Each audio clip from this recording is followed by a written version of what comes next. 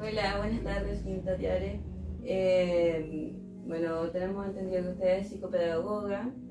Nuestro contacto fue el jefe de carrera, don Jonathan. Estamos aquí con nuestros compañeros, Eduardo, Sofía, Génesis y Vanessa, y yo, Graciela.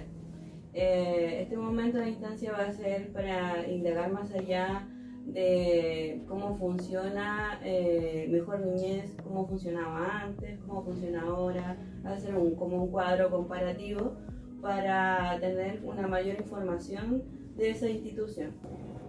Mi nombre es Tiare Sánchez y yo trabajo en contexto sociocomunitario desde el rol de la psicopedagogía. ¿Cuáles son los aspectos positivos con el cambio de Sename a Mejor Niñez? Solo el nombre. No me ha tocado estar de forma íntegra ahora bajo el mando de Mejor Niñez. Sí sé que hay un tema burocrático que cambió, que ahora solicitan quizás más documentos que antes, pero las residencias siguen siendo las mismas. El ingreso de los niños siguen siendo los mismos, no hay una separación por necesidad educativa, no hay una separación por rango etario muchas veces, y en Concepción sobre todo es más dificultoso dado que no hay tantas residencias como antes. No todas las residencias son de administración directa de Mejor Niñez, muchas son de organismos colaboradores, de las famosas OCAs, y que también se están cerrando porque hay menos ingreso a residencia. Sin embargo, Mejor Niñez, creo que ahora hay un poco más de supervisión técnica que antes. Antes la supervisión técnica era casi nula. Hoy nos hacía ver la necesidad de la residencia hacia Sename, como que quedaba en la supervisión. Y ese cambio tuvo que ver más que nada con la integración de distintos profesionales de distintas áreas en la institución. Lo que pasa es que cuando hay un organismo colaborador, normalmente pertenecen, ¿cierto?, a iglesias, ¿cierto?, pertenecen a ciertos grupos donde el ingreso es menor a trabajar a una administración directa, más bien por el tema de recursos. Yo trabajé en una residencia donde vivíamos de la caridad, en consideración que los niños tenían su, por decirlo así, su pensión, su pago mensual, y nosotros vivíamos los niños vivían en una condición deplorable porque no arreglaban las viviendas, no había plata para comprar ropa y siempre se vivía de la recolecta, ¿cierto?, interna que hacían trabajadores y funcionarios, trabajadores como educadora de trato directo y funcionarios del equipo. Los mejores ¿Cuáles son los cambios que usted hubiese realizado según su experiencia en esta área? Partiendo por el pago del profesional. ¿Por qué no ante los niños? Porque un equipo multidisciplinario, un equipo técnico es lo principal para que esto funcione. Y el pago es súper bajo, entonces normalmente hay una rotativa constante de los profesionales, sobre todo de psicólogos, que son la dupla psicosocial, los que tienen más trabajo dentro de una residencia y pagan súper mal. Entonces, al no tener tampoco esta motivación y no hay una constancia, es como siempre unir y venir, y los chicos no hay ningún apego y hay dificultades también en la vinculación, en lo emocional, y de ahí para adelante. Me imagino que ellos igual sienten una gran desconfianza también hacia los profesionales, porque me imagino que debe haber un cierto abandono de alguna u otra forma, ya que igual se hablan temas muy personales que duelen mucho, con situaciones psicológicas muy complicadas, como usted nos comentaba en un momento, la tasa de ideación suicida o intento de suicidio igual es alta, entonces debe ser complicado igual trabajar con los residentes de Mejor Niñez. Sobre todo porque este cambio constante, o sea, que te vuelvan a preguntar siempre lo mismo, qué cansador, o sea, yo siento en lo personal y en lo profesional que no hay una reparación. El Estado se compromete a que si yo te saco de una casa, yo voy a reparar ese daño, pero ese daño no se repara. ¿Por qué? Porque las intervenciones son muy cortas. Un niño va a un PIE, va a un PAS, va a un FAE, va a todos estos programas ambulatorios, ¿cierto? Que por abuso sexual, para reparación de esto, para reparación del maltrato. Pero ¿qué pasa? En esos mismos programas está esta rotación nuevamente profesionales, ¿cierto? Prácticamente una vez a la semana. Cada 15 días en algunas situaciones, entonces... Hay revictimización también de la situación personal que vive cada persona. Y la estigmatización de la sociedad hacia el niño institucionalizado hace que... ¿Qué te dice? En cuanto al cambio realizado en el límite del rango etario dentro de las residencias, ¿cuál es la importancia de haber realizado este cambio? Bueno, las residencias todas trabajan con límites diferentes de edad, ¿ya? Normalmente están estos dos rangos, o es de los 6 a los 11, por ejemplo, 12 años, y de los 12 a los 18, que son para adolescentes y para niños pequeños. ¿Qué pasa? Que como no hay tantas residencias, ¿cierto? Muchas de ellas han cerrado, porque han cerrado directamente desde Mejor Niñez o no da lo que tiene que dar, ¿cierto? Se mezclan los niños. Y se mezclan también las necesidades de los niños. En mi caso personal, como experiencia, vi eso. Vi a niños que tenían discapacidades profundas y estaban con niños drogodependientes. Tenía niños que una edad mental era 7 años y él tenía 13, 14 y estaban con niños drogodependientes que se escapaban todos los días, que le pegaban a los niños, porque son niños que están muy dañados y vienen también, no es que sea la culpa de ellos ser drogadictos, yo creo que hay un contexto sociocultural profundo, o sea, la mamá consumió antes, durante y después del embarazo pasta base, entonces el niño viene con esa necesidad del consumo, ¿cierto? Viene con esa abstinencia. De hecho, son niños que están hospitalizados normalmente y le hacen un lavado de estómago. Recién nacidos. Síndrome de abstinencia. Eso es lo que pasa. Entonces, son niños que vienen de estas generaciones dañadas. Ya vienen de estas generaciones dañadas y se mezclan con otras generaciones. Entonces, siento que hay niños que no tenían ninguna necesidad y estaban con estos niños. Yo creo en la inclusión, pero siento también que si va a haber una inclusión, tiene que haber un equipo multidisciplinario que pueda cubrir esas necesidades. Guiar este proceso del niño, tanto educativo, conductual, de habilidades adaptativas, pero no hay mucho. Igual es complicado el hecho de poner un niño más grande porque obviamente tiene más amplitud de mundo, quizás un poco prematuro por su contexto, entonces como igual... Y están en la exploración de otras necesidades, tanto fisiológicas, conductuales, sociales, que mezclarlo con un niño de 6 años no gusta mucho, claro. De vital relevancia, entonces, separar a los niños por más allá de un rango etario, también de como bien dice usted, de sus necesidades. O que se le inyecte recursos al equipo multidisciplinario para que pueda haber una atención. O sea, si hay un psicólogo en una residencia, no puede haber un psicólogo para 14 niños. Claro. Es imposible. Tiene que haber un psicólogo que se encargue del tema burocrático, que es todo este tema con tribunales, ¿cierto? Todo este papeleo. Y un psicólogo que se dedique a intervenir. Y un psicólogo que esté, ojalá, haciendo un acompañamiento a las educadoras de trato directo y un terapeuta ocupacional que pueda hacer terapia y otro que se preocupe de, o sea, hay que inyectar recursos. Y esos recursos, esos recursos hasta el momento no los he visto. Mi mejor amiga es directora de una residencia y es nula.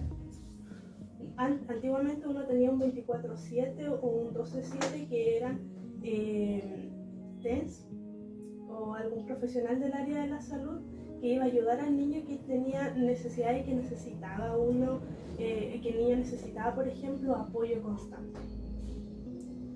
Se sacó eso, ya no existe eso. Entonces, existen todavía niños con necesidades dentro de residencias, pero se sacó. profesora es la educadora de trato directo, que muchas veces tiene solamente cuarto medio, y no es que quiera Estigmatizar o minimizar minimizar, porque yo encuentro que las educadoras de trato directo son el pilar fundamental, porque son las mamás de los niños. Ellas están con ellos constantemente y están todo su turno con ellos. El equipo viene y va, ¿cierto? Pero ellas son las que dan el almuerzo, los bañan, todo. Entonces, son ellas las que se tienen que hacer cargo de estas necesidades sin tener un conocimiento técnico ni teórico, Ni las herramientas para facilitar este trabajo. Entonces, yo encuentro que hay que inyectar en recursos para capacitación para el equipo en general y para el equipo técnico, para que haya un cambio real. Si no, es un cambio de nombre. Exacto. Bueno, considerando que todo niño, niña, tiene derecho a crecer, a desarrollarse, a expandir sus habilidades y a contribuir en la sociedad, ¿cuáles son las herramientas que se le entregan a los niños y niñas y adolescentes para poder ser reintegrados a la sociedad? Yo creo que la educación.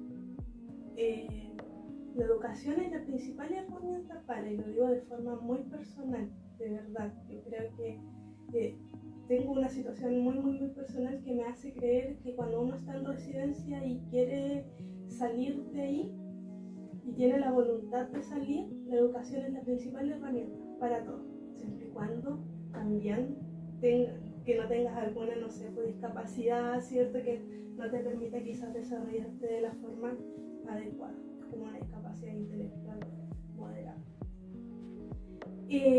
Sin embargo, voy a hablar desde mi experiencia. Cuando fui todo este reemplazo de subdirección, planteé un proyecto en ese tiempo Sename para que poder entregarle las herramientas a los chicos para que cuando salieran de residencia tuviesen al menos una habilidad. En este caso yo pensaba en carpintería, cafetería, electricidad, para que fueran y trabajaran en la constru, pegaran cerámica, algo que les permitiera desenvolverse y ganarse la vida después de. Como un centro laboral o algo así. Claro, y no me lo permitieron. ¿Por qué? Porque como iba a hacer trabajar a los niños, ¿qué estaba haciendo? Vulneración de los derechos de niños. Pero les está dando herramientas para poder posteriormente salir de ahí, porque ellos tampoco no cuentan con más que eso para enfrentarse a la vida después de que salgan de la residencia. Y ese es el problema constante. ¿Qué cree usted que le faltaría a la sociedad para recibir y poder la sociedad integrar también a ese individuo? Hacerse cargo también. Yo creo que todos tenemos una responsabilidad Un sentido de comunidad. Sí, una responsabilidad social que la puedo llevar a mejor niñez, que la puedo llevar a un padán, que la puedo llevar a unos CESFAN. Todos tenemos una responsabilidad social, así como aportamos a la Teletón de vez en cuando, ¿cierto? O en la calle cuando aportamos a Cuaniquén, no sé, etc. Tenemos que tener esa misma vocación con niños de residencia. A mí me tocó que hacíamos fiestas a fin de año y todos iban una vez al año a dejar regalos y nunca más nadie aparecía. Los chicos felices porque es el momento en el que reciben los regalos. Pero ¿qué pasa el resto del año? No dejan de ser niños, no dejan de ser personas. Yo cuando estaba estudiando comencé mi relación cuando estaba en tercer año. Hice un voluntariado con mi mejor amiga, creamos un voluntariado de arte terapia. Nos fuimos afuera de una residencia ahí y dijimos, nosotros queremos venir todos los fines de semana a trabajar con los niños. ¿Qué van a trabajar? Arte terapia. Terminamos almorzando, jugando a la pelota, pero íbamos. Yo iba todos los fines de semana durante 7 meses, 8 meses. Todavía lo recuerdo, fue de mayo a diciembre y al otro año decidí hacer mi práctica profesional ahí. Iba y pedía recolecta de mi familia para comprar galletas, porque en ese tiempo era universitaria y no tenía tantos recursos como para llevarle una torta o algo, entonces es esa responsabilidad. Y ahora actualmente también tengo una responsabilidad social y sigue siendo con los niños de residencia. Apadriné a un niño y a un niño, él me dice, tía, ya no necesito que usted me compre cosas. ¿Qué necesitas? Que esté conmigo, que almorcemos juntos, que me saque a pasear, Tiempo de calidad. Calidad. amor, o sea, eso Tener un necesita vínculo amor, con ellos. tener un vínculo con él. Entonces, eso, creo que todo, más que ir y hacer una práctica, yo sé que es difícil, los niños son súper complicados porque de verdad que las necesidades van avanzando. Quizás esos niños, los papás de esos niños en algún momento igual pasaron por residencia. Y quizás los abuelos también pasaron por residencia. Porque antiguamente uno iban a dejar a los niños en residencia y no era por un ámbito judicial, sino que era la pobreza que te llevaba allá. Entonces es un círculo, ¿cierto? Es una reproducción social lo que se va construyendo dentro. Hay gente que está en el consumo, que vende, que la abuelita salió, entonces Son salió de patrones, eso, sí. son patrones. Sí. Son núcleos familiares completos de repente. Y lo que más les dificulta a ellos estar ahí ingresados en la sociedad. No sé si te han comentado. Sí, de hecho tengo un caso de un chico X que está en esta universidad y que salió de una residencia y nosotros igual lo apoyamos como familia, mi pareja y yo, lo apoyamos porque él estaba en residencia y posteriormente cumplió los 18 años, entonces la única condición para que él tuviera techo es que siguiera estudiando, porque de lo contrario tiene que salir de la residencia, porque ya cumplió los 18 años, o sea, donde se va, Problema de él, sí, básicamente. literal. ¿Qué pasa? Que este chico sigue estudiando, de hecho le va bien, y la residencia se hace cargo de eso. En este caso, Mejor Niñez, ¿cierto? La arrienda una casa, o sea, una pensión donde le dan las 3 comidas. ¿Y cómo se transporta el niño? ¿Y con qué come en la universidad si un día tiene todo el día clase? ¿Y cómo se viste? ¿Cuál es su ropa para ir a la universidad? ¿Tiene alguna chaqueta adecuada? O sea, la vivienda es la principal falencia. ¿Dónde llegar? ¿Quién te acoge después de eso? Como dice la pirámide de Maslow, las necesidades básicas son lo más importante de cumplir. Ya nosotros teniendo una casa, un techo, ya a lo mejor no comimos hoy día, pero tenemos un lugar donde refugiarnos del frío, de la lluvia. Y muchas veces estas cosas Y amor, no sobre suceden. Y un lugar donde sentir como tener un sentido de pertenencia, porque eso es muy importante. Eso es súper importante. Quizás a mí en algún momento me marcó eso también en mi adolescencia, que vivía acá, vivía allá, entonces cuando yo sea grande quiero tener mi casa. Claro. Y es mi casa, ¿me entiendes? Son mis cosas. Es un lugar seguro igual. Entonces imagínense para mí que siempre tuve mis necesidades cubiertas. ¿Cómo lo va a hacer para un niño? Que siempre han dado de aquí para allá. A la prostitución, a la droga. Pero igual Así eso fue da lo una que lucecita de esperanza, como bien dice usted, que si él logró ingresar a la universidad, cuando uno quiere, pues busca las redes. Sí, es importante que nosotros, como hagamos nuestro granito de arena, lo aportemos y como usted lo ayuda a él, también le sirve para él para superarse, no quedarse porque él está en una residencia, va a llegar hasta ahí y no va a hacer más de su vida, sino que también le da oportunidades. O sea, Pero ¿qué pasa con esos niños que tienen necesidades educativas claro. permanentes, que tienen discapacidades? ¿Qué pasa? ¿Cómo la sociedad, el Estado se hace cargo de ellos? ¿Cómo nosotros vemos gente que se sube a las micros, ¿cierto? Que anda pidiendo plata en la calle, a lo mejor en algún momento estuvieron en residencia. O quizás también tienen un trastorno mental y Tampoco nunca está- Y tuvieron nunca tuvieron apoyo. apoyo porque la salud mental No importa. no es considerado dentro de lo más fundamental. Claro. Exacto. Todo el tema con respecto a las perspectivas de género, ¿cómo ayudó ese cambio al ambiente dentro de las residencias? ¿Si influyó o no? Las leyes también antidiscriminación. Oye, siempre he trabajado y trabajé en residencias para niños.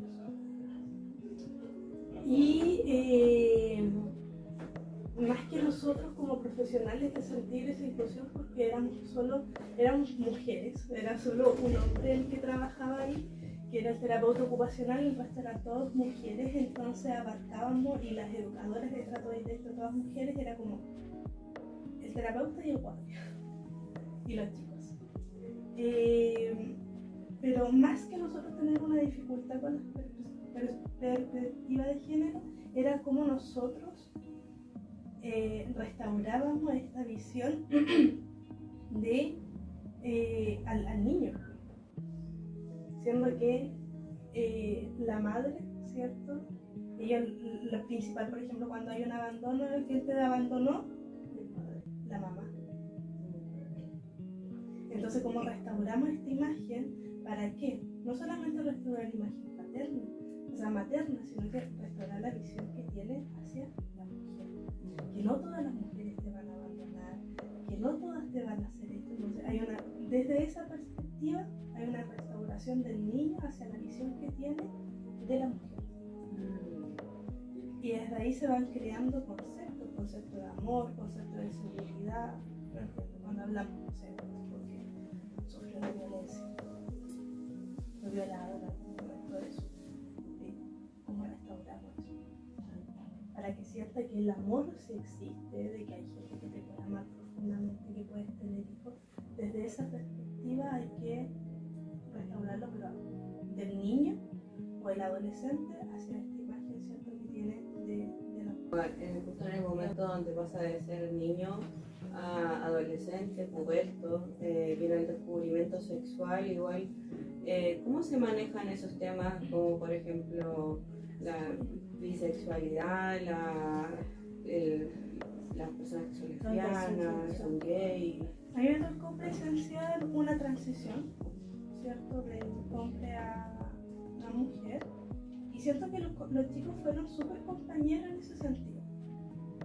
Fueron súper compañeros en entender, fueron amigos en entender que él tenía y se sentía diferente al resto. Y siempre se sintió diferente. En cuanto hay que comprender también que muchas veces uno tenía que subir información de que hubo tocaciones, de que hubo, no sé, trataron de... Pero uno igual tiene que comprender que dentro de su contexto experimentan entre ellos, porque tampoco es que puedan salir a experimentar, ¿cierto? Sino que se da entre ellos muchas veces ese descubrimiento. Pero yo siento que, y me tocó ver otro que era gay, que otro que estuvo en esta transición, de hecho las educadoras, el equipo, todo aportando a un día de vamos a ir a comprar ropa para que tú te sientas cómodo. A mí nunca me tocó ver que un chico se burlara de otro. No, nunca me tocó ver eso. De hecho, no, jamás. De hecho, con los chicos que yo viví, o sea, que con los que trabajé, habían 2, 3 chicos que tenían una orientación sexual y no, jamás. Porque igual yo creo que en algún momento, ojalá, y es lo único que pido, que esta sociedad deje de preguntar cuál es tu orientación sexual, porque Es irrelevante. ¿a quién le importa? O sea, a mí en general no.